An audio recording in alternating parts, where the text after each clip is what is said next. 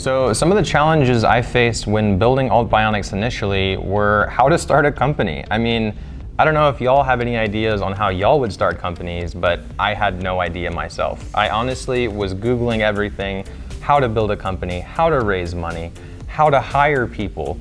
Those things were the biggest challenges for me because I haven't had a real job apart from being the CEO of a company, which, as you can imagine, is pretty scary. So the biggest inspiration, apart from my climbing injury, to start Alt-Bionics was an Army Ranger by the name of Ryan Davis. So he had lost his arm in an explosion in Afghanistan, and he wanted to try out one of our hands. And this was back in 2019. And I said, absolutely, that is why I made them. So I took it over to him, asked him what he wanted to do with it, and all he wanted to do was bring in his nurses and show him a not so friendly sign with the hand. So he did that, everyone was all laughing and smiles, and then he turns to me and his family turns to me and they ask me, what's next? And that was the moment that I knew I wanted to turn this into a company. So I would say that was the inspiration. So the reason Alt-Bionics exists is because traditionally these devices, bionic hands like these, normally cost anywhere from $10,000 to $150,000. That's a little bit ridiculous if you ask me, and that's why I started the company.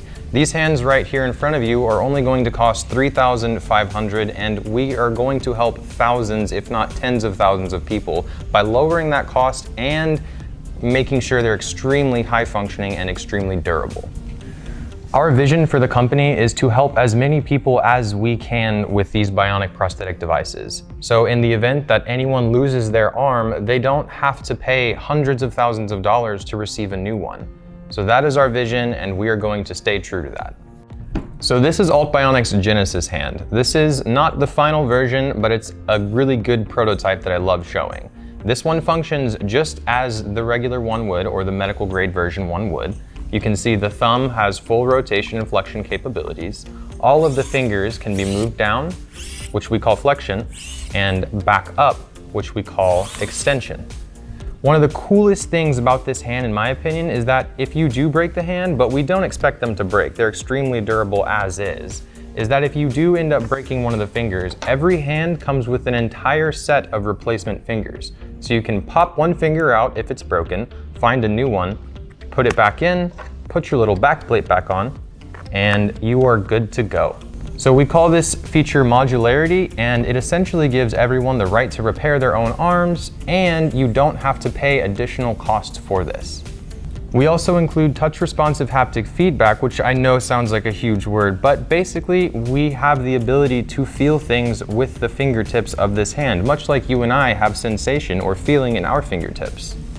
And you may have noticed this little hexagon on the back, and what this is actually is an LED. So this will tell you whether your hand is low on power. If the hand has sustained damage, you should see it turned red, or how hard something is interacting with the hand. So if you hit it on the table, this should flash either yellow or red to indicate a hard force being applied to the hand.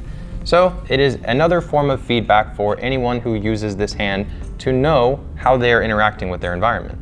So for those of you who are interested in science, technology, engineering, arts, mathematics, the biggest thing that I would recommend for y'all and suggest if I were to give you advice is to ask questions, as many questions as you can. Bombard your teachers with questions. That was my biggest mistake, not asking enough questions.